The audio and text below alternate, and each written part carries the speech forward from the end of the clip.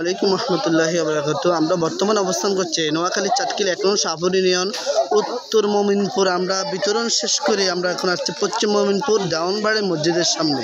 তাই আমরা ওনাদের টিমের একজন বড় ভাইয়ের সাথে কথা বলতেছি। ওনারা কোন জায়গা থেকে আসছে, ওনাদের টিমটার সম্পর্কে আমরা জানতেছি। যে বড় ভাই, আপনাদের টিমটার নাম কি?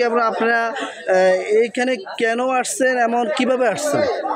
আমাদের সংগঠনের নাম হচ্ছে উত্তর গাজীপুর বুড়িবাজার যুব উন্নয়ন সংগঠন। আমরা আসছি বাইপাইল আশুলিয়া সাভার ঢাকা থেকে। আমাদের উদ্দেশ্য হচ্ছে বন্যার্ত মানুষদের মধ্যে খাবার প্রশ্রয় দেওয়া, এমন সব এলাকার প্রশ্রয় দেওয়া যেখানে সাধারণত মানুষ যাইতেছে না। জি, আমরা আমাদের এখানে ফয়সাল স্যারের মাধ্যমে খবর পাইছি যে এখানে লোকজন আসে নাই। এই জন্য আমরা আমাদের ক্ষুদ্র প্রচেষ্টায় যতটুকু পারছি সেটা নিয়ে এখানে উপস্থিত হয়েছি, যেন তাদের মুখে একটু হাসি ফোটানো যায়। জি। আচ্ছা, এখানে আপনারা আসে কি বুঝছেন, এখানে এই এলাকার মানুষের পরিস্থিতি সম্পর্কে কেমন দাঁড়ানো? এই এলাকাটা চৌমোহনী থানার ভিতরে পড়ছে। এলাকার পরিস্থিতি খুবই খারাপ।